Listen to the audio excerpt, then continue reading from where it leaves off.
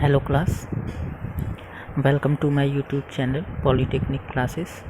Now from today I will start the lecture. आज से हम इस लेक्चर में हम एक्टिव और पैसिव कंपोनेंट के बारे में स्टडी करेंगे। लेक्चर स्टार्ट करने से पहले आप प्लीज़ मेरे चैनल को लाइक और सब्सक्राइब कीजिए और वीडियो को ज़्यादा से ज़्यादा शेयर कीजिए जिससे कि और भी स्टूडेंट इसका बेनिफिट ले सकें, और बेल आइकन को प्रेस करना ना भूलें, इससे आपको मेरे नए वीडियोस का नोटिफिकेशन मिल जाएगा। ओके क्लास, तो स्टार्ट करेंगे आज हम इलेक्ट्रॉनिक्स कंपोनेंट से। ओके, तो इलेक्ट्रॉनिक कंपोनेंट हेडिंग लगाएंगे।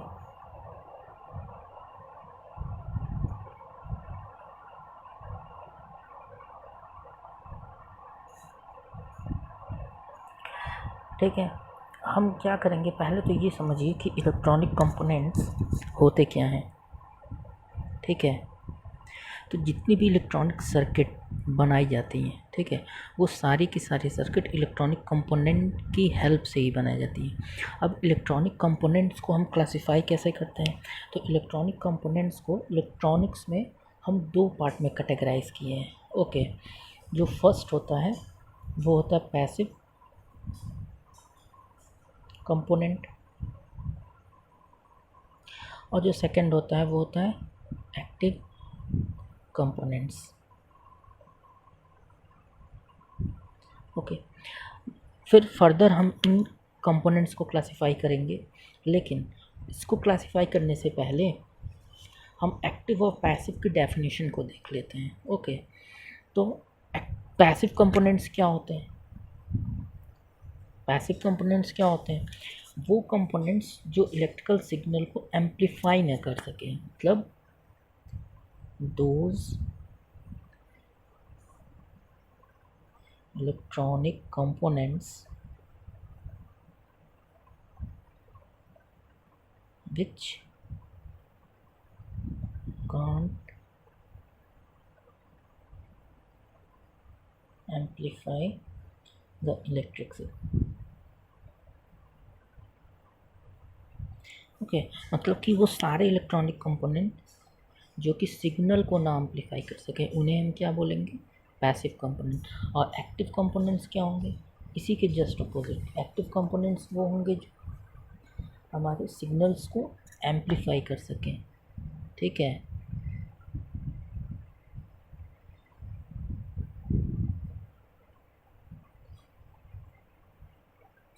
which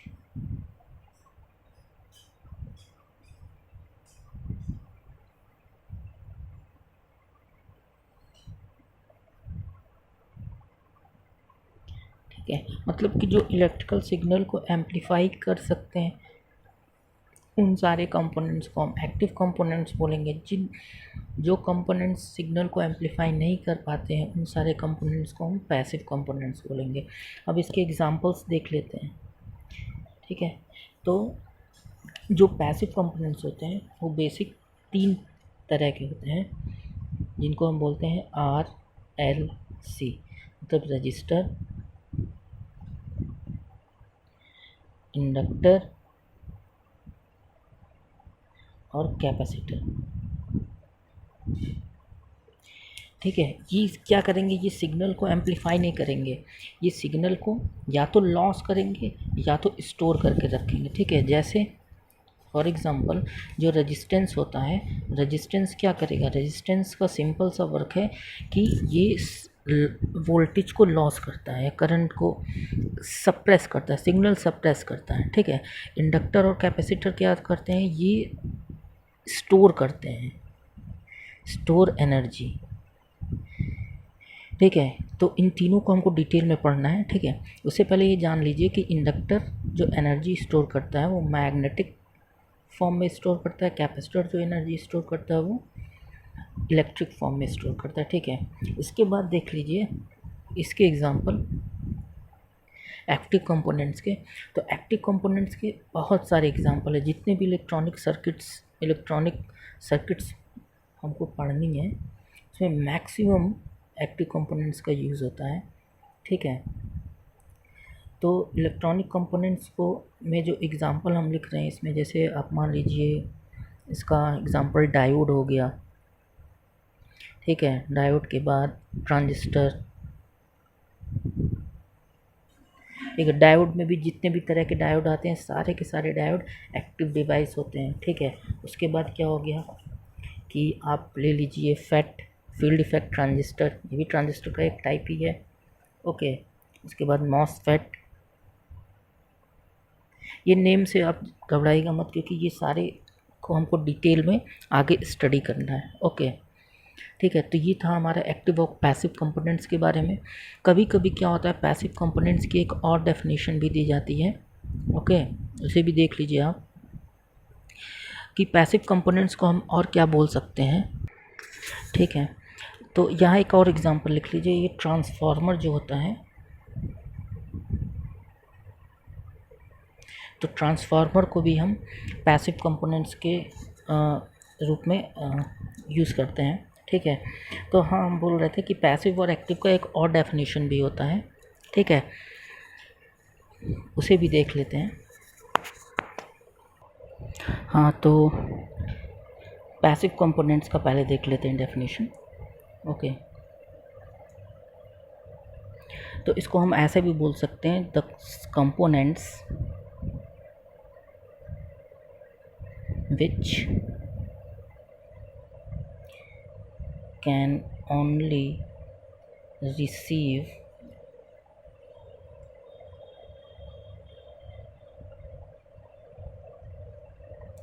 energy, okay. मतलब कि वो कंपोनेंट्स जो केवल एनर्जी रिसीव कर सकें, ठीक है। या आप ऐसे भी बोल सकते हैं कि जो एनर्जी को सप्रेस कर दें, कम कर दें, उनको भी उन पैसिव कंपोनेंट्स ही बोलेंगे, ठीक है। और एक्टिव कंपोनेंट्स की एक और डेफिनेशन दे सकते हैं, द कंपोनेंट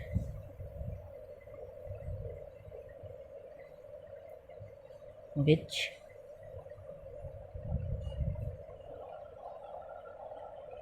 supplies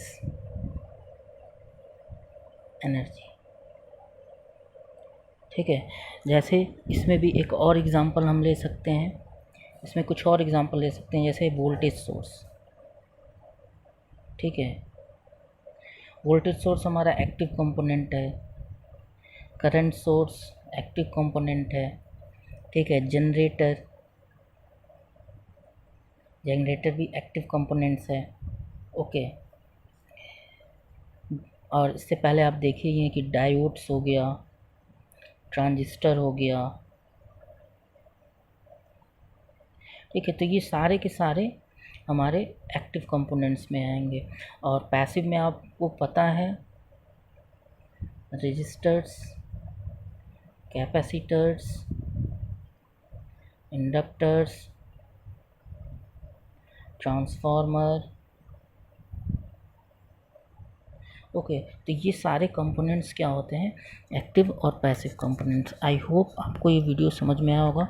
वीडियो ख़त्म करने से पहले हम कुछ एग्जांपल इस पे सॉल्व कर लेते हैं। हाँ, ये क्वेश्चन है, classify the active and passive components. अब यहाँ पे हमें कुछ कंपोनेंट्स दिए हैं, ठीक है। हमें क्लासिफाई क्या करना है, इनमें एक्टिव कौन है, पैसिव कौन है, ओके। तो सॉल्व करते हैं इसे। पहले हम क्लासिफाई करेंगे, यहाँ पे लिख लेते हैं पैसिव और इधर लिख लेते हैं एक्टिव, ओके। तो पैसिव इंडक्टर, जैसे सबको पता है, अभी हम बताया था, इंडक्टर पैसिव कंपोनेंट है, ठीक है। उसके बाद आया ट्रांजिस्टर, तो जितने भी तरह के ट्रांजिस्टर होंगे सारे के सारे एक्टिव में आएंगे, ओके। उसके बाद आता है SCR, तो SCR एक स्पेशल तरह का सर्कल कंट्रोल्ड रेक्टिफायर होता है। रेक्टिफायर मतलब डायोड ही। तो जितने भी डायोड होंगे वो सारे के सारे हमारे एक्टिव में आएंगे, तो SCR जो होगा हमारा एक्टिव में आएगा। लाउड स्पीकर, तो लाउड स्पीकर जो होता है वो पैसिव कंपोनेंट होता है। अब यहाँ पे कंफ्यूज मत होइएगा कि सिग्नल को स्ट्रेंथ को बढ़ाता है, नहीं नहीं, लाउड स्पीकर सिग्नल के स्ट्रेंथ को नहीं बढ़ाता है। ओके, तो लाउड स्पीकर जो होगा हमारा वो एक्टिव नहीं होगा, वो पैसिव कंपोनेंट होगा। वैसे ही हमारा बल्ब भी सिग्नल की स्ट्रेंथ को नहीं बढ़ाएगा, ठीक है। उसके बाद आपका ट्रांसफार्मर हो गया, ठीक है। ट्रांसफार्मर के बाद आपका कैपेसिटर हो गया, ठीक है। रजिस्टर हो गया। चोक भी जो होता है एक तरह का इंडक्टर ही होता है।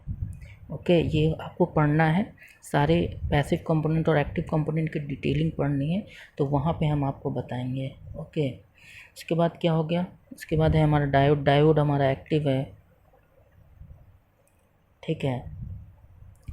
और फिर हो गया वेरिएबल, तो कैपेसिटर में जितने भी आएंगे वेरिएबल कैपेसिटर, ये भी आपका क्या है, पैसिव कंपोनेंट। ट्रिमर, ये भी हम आगे पढ़ेंगे, ट्रिमर क्या होता है, ट्रिमर। फिर IGBT, ये भी स्पेशल टाइप का डायोड होता है, ठीक है, सॉरी ट्रांजिस्टर होता है। तो ये जो है ये आपका एक्टिव में आएगा। उसके बाद गैंग जो होता है वो कॉम्बिनेशन ऑफ कैपेसिटर होता है, जिसका यूज़ हम रेडियो में करते हैं, ठीक है, तो वो पैसिव कंपोनेंट होगा, ठीक है। उसके बाद आपका आ गया क्या, फेट आपका field effect transistor, active component. MOSFET active component होता है। ट्रायक, ये सारी चीज़ें हमें पढ़नी है, ठीक है, एक्टिव कंपोनेंट है। डायक भी एक्टिव कंपोनेंट है, ठीक है। GTO gate turn off transistor, ये भी एक्टिव कंपोनेंट है। UGT, ठीक है, ये भी एक्टिव कंपोनेंट है। तो यहाँ पे हमने देखा कि एक्टिव और पैसिव कंपोनेंट्स क्या होते हैं, ठीक है। तो आई होप आपको ये वीडियो समझ में आया होगा। अब नेक्स्ट क्लास में हम पैसिव कंपोनेंट्स का डिटेल में स्टडी करेंगे, रजिस्टर, कैपेसिटर और इंडक्टर को डिटेल में स्टडी करेंगे, इनके यूज़ कहाँ है, कैसे हम इसको प्रिपेयर करते हैं, कैसे बनाते हैं, ये सारी चीज़ें आपके सेमेस्टर में भी हैं। तो इन सारी चीज़ों को हम डिटेल में नेक्स्ट वीडियो में पढ़ेंगे। Thank you class.